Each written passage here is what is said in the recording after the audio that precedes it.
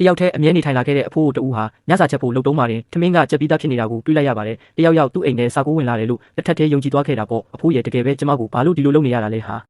ငါတကယ်ပြောနေတာပါဆိုဘယ်သူမှမသိတဲ့သူကကိုသူရဲစခန်းကိုဖုံးဆက်ခဲ့ပေမဲ့ရဲရရှိကသူပြောတာကိုနည်းနည်းမှမယုံခဲ့ပါဘူးအဲ့ဒီနေ့မှာအဖိုးအိုဟာအိမ်ကိုစောစောပြန်လာခဲ့ပြီးတကားဖွင့်လိုက်တာနဲ့အိမ်ထဲခိုးဝင်လာသူကိုလက်ပူးလက်ကျက်မိသွားခဲ့ပါတယ်ကြက်ကြာကအဲ့ဒီအမျိုးသမီးကိုရဲစခန်းထိဆွဲခေါ်သွားခဲ့တဲ့အဖွားအိုကတော့သူဟာတခိုးမဟုတ်ပါဘူးလို့အခိုင်အမာညှင်းဆုခဲ့ပါတယ်ကြက်ကိုကြည့်ရှုစောက်ရှောက်ပေးမဲ့သူမရှိမှစိုးရင်လို့သာခိုးဝင်ပြီးထမင်းဟင်းလာချက်ပေးတာပါလို့ပြောခဲ့တာပါအန်နာရဲ့သမီးဖြစ်သူရောက်လာပြီးအခြေအနေကိုရှင်းပြမှပဲအန်နာတယောက်နောက်ဆုံးတော့လွတ်မြောက်သွားခဲ့ပါတယ်နာမည်ကဘာလဲကျမနာမည်ကဂွမ်လင်းမန်ဂျွန်းနယ်လို့ခေါ်ပါတယ်အန်နာကဂျက်ကိုသူတောင်းပန်ဖို့လိုသေးကြောင်းနဲ့ညစာလိုက်ကြွေးရမယ်လို့တောင်းဆိုခဲ့ပါတယ်ဂျက်ဟာအရှိတောင်အာရှမှာစစ်ပွဲတွေတကယ်ဆင်နွှဲခဲ့မှုတဲ့မရင်းတပ်ဖွဲ့ဝင်ဟောင်းတယောက်ဖြစ်တယ်ဆိုတာရက်ွက်ထဲကလူတိုင်းသိကြပြီးအဲ့ဒါကြောင့်ပဲသူဟာရေဆုံးရေဖြာခေါင်းမာသူတယောက်ဖြစ်နေတာပါဂျက်ကဒေတာခန်ကုန်းစုံဆိုင်တစ်ခုမှာအလုပ်လုပ်ပါတယ်အလုပ်ကိုအရင်အလေးထားပေမဲ့ဒေါသထွက်လာရင်တော့ဆိုင်ရှင်ကိုတောင်ချမ်းမထားပဲပွင့်ပွင့်လင်းလင်းညှင်းခုန်ပြ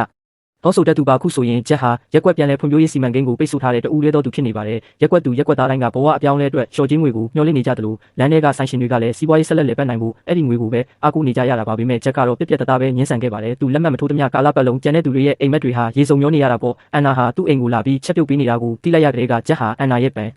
ဆိုင်ဘေးကဖြတ်သွားတိုင်းကိုကွယ်ပြီးခိုးကြည့်တက်လာခဲ့ပါတယ်အဲ့ဒီညနေမှာအန်နာကရောက်လာပြီးတောင်းပန်ဖို့နဲ့ညစာကျွေးဖို့မမေ့နဲ့ဦးဆိုတာကိုလာတတိပေးခဲ့ပါတယ်ပေမဲ့ဂျက်ကဘလို့တောင်းပန်ရမှန်းမသိတာကြောင့်ဆိုင်ရှင်စီမှာအကူအညီတောင်းဖို့ဆုံးဖြတ်လိုက်ပါတယ်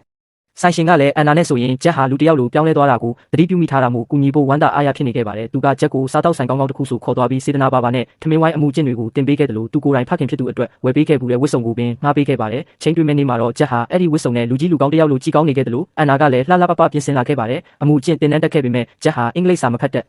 ဒါကြောင့်အလဲလက်အဆင့်ကြက်အောင်ချက်ထားတဲ့ဆာရှိမီဆက်ရှင်မှာ9စိမ့်လွာတပွဲကိုအဆုံးသတ်မှယူလိုက်မိပါတယ်ကံကောင်းစွာနဲ့ပဲပါနက်တဲ့စပွဲထိုးလေးကအဲ့ဒီအကွက်ရွှေမမှုကိုအဆင်ပြေအောင်ဖြည့်ရှင်းပေးခဲ့ပါတယ်အိမ်ပြန်လမ်းမှာအန်နာကသူတို့အပြန်လမ်းဖုန်းခါဆက်ကြဖို့အကြံပြုခဲ့ပါတယ်ဂျက်ကအပြင်မှာတော့တင်းငင်ချင်းအောင်ဆောင်နေပေမဲ့အိမ်ပြန်ရောက်လို့အိယာဝင်တာနဲ့ဖုန်းပေးမှတင်အနီးကပ်သွားထိုင်နေခဲ့တာပါတညလုံးကုန်လုံးသွားခဲ့ပေမဲ့ဖုန်းတစ်ချက်မှမြင်မလာခဲ့ပါဘူးသူ့ဖုန်းတစ်ခုခုဖြတ်